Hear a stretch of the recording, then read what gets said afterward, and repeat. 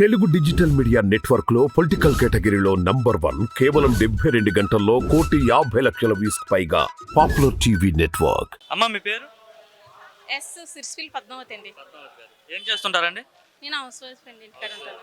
రాజమండ్రి అమ్మ మీది? రాజమండ్రి. మరి ఎలక్షన్స్ వస్తున్నాయి, ఈసారి రాజమండ్రిలో ఎమ్మెల్యేగా ఎవరు గెలుస్తారంటే ఏం చెప్తారు?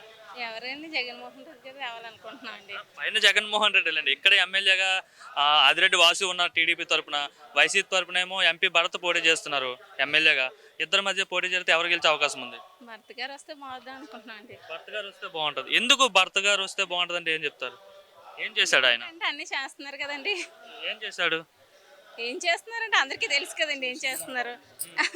అంటే ఏమైనా మరి చేశాడంటే పలానా చేశాడు, అది చేశాడు, ఇది చేసాడు చెప్తారు కదా, ఏమైనా చేశాడా అంటే? అందరూ చేసి కొనుక్కున్న అన్ని కూడా చేశారు కదా, అవే మాకు తెలుసు అంతే. ఇంకా ఎలా ఉంది జగన్ పాలన, ఎలా ఉంది? బాగానే ఉందండి.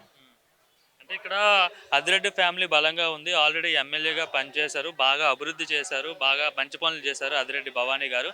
సో ఇప్పుడు వాళ్ళ హస్బెండే పోటీ చేస్తున్నారు కాబట్టి సరే భరత్ తోడిపోతాడు, అదిరెడ్డి వాసియే గెలుస్తాడు అంటున్నారు. అదే అక్కడికి వెళ్ళిన తర్వాత ఎవరి అభిప్రాయం ఎలా మారుతుందో ఎవరూ చెప్పలేదు కదండి.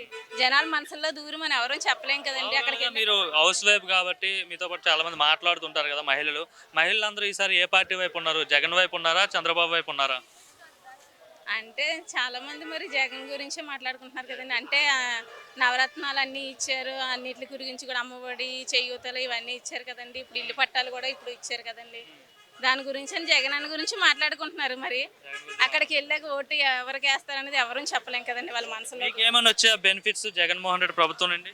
అంటే నాకు ప్రస్తుతానికి మాత్రం ఇప్పుడు ఇల్లు పట్టది వచ్చింది అన్నారండి, పేరు వచ్చింది అన్నారు. తర్వాత ఏమో మొన్న అది 3 సంవత్సరాలు ఏమో అమ్మఒడి పథకం తీసుకున్నామండి, అంతే. అంటే ఇల్లు పట్టా ఇచ్చారు కదా, సెంటు స్థలమే ఎంత ఇస్తున్నారు, అసలు ఏం సరిపోదు, చిన్న జాగా ఇస్తున్నారు అంటున్నారు. మరి అంటున్నారు మరి సొంత ఇల్లు కల అని నిజం చేసుకోవాలని చాలా ఆశ, ఎన్నాళ్ళు పెట్టాం. మరి అదైనా వచ్చింది కదా అని తృప్తి. ఇప్పుడు వరకు మాకు ఎవరు ఇవ్వలేదు, అందు గురించి మా బాధ అండి, అంతే. అంటే ఆ సెంటు స్థలం బాత్రూమ్ కూడా సరిపోదు, లేదంటే చనిపోయిన తర్వాత మన సమాధి కట్టుకోవడానికి సరిపోద్దని చంద్రబాబు, లోకేష్ ఇట్లా అంటున్నారు కదా. అవన్నీ ఏ స్థలాన్నైనా అలా అనుకోవడం తప్పు కదండి. ఇంటి గురించి మనం అలా ఉన్న దాంట్లోనే చక్క పెట్టుకుంటాం, కావాలంటే పైన వేసుకుంటే ఇది ఎవరిది వాళ్ళది ఇండివిజువల్ కదండి. ఇది కింద 2 రూమ్లు వేసుకుంటే పైన 2 రూమ్లు వేసుకుంటామండి. తర్వాత ఎవరు ఇవ్వలేదా మీకు ఇల్లు, సొంత ఇల్లు లేదా? లేదండి, నేను పెళ్ళయి ఇది 15వ సంవత్సరం వస్తుందండి. ఫస్ట్ నుంచి నేను పెడుతూనే ఉన్నానండి.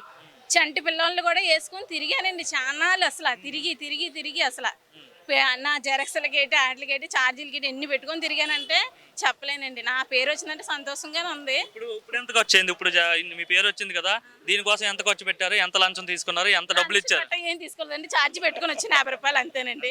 50 రూపాయలు పెట్టుబడితో మీకు ఇంటి పట్టా వచ్చేసింది. అది అలాగే అవుద్దండి, మరి ఎన్నాళ్ళు పెట్టి పెట్టాను కాబట్టి ఇప్పుడు వచ్చింది అనుకోవాలి. అంటే లంచం గట్ట ఎవరికి ఇవ్వలేదు కదా? ఎవరికి నేను 1 రూపాయి లంచం ఇవ్వలేదండి, అంత సోమత లేదండి నాకేమని. నేను ఒక హౌస్ వైఫ్. ఏమేం చేయలేదా మరి? మీకు ఇంటి పట్టేస్తాం మాకు ఏమిస్తారండి అడగలేదు ఎవరు? నేను ఎవరిని ఏమి అడగలేదండి. వాళ్ళు ఏమీ అడగలేదండి. బాగానే ఉందా జగన్మోహన్ రెడ్డి పాలన? నాకు తెలిసి బాగానే ఉందండి. మరి అంతే, ఇంట్లో నేను ఒక హౌస్ వైఫ్, నాకు తెలుసు. బయట ఇంకా తిరిగిన వాళ్ళకి ఇంకా వాళ్ళ అభిప్రాయం ఎలా ఉంటుందో నాకు తెలియదు కానండి, అదేనండి.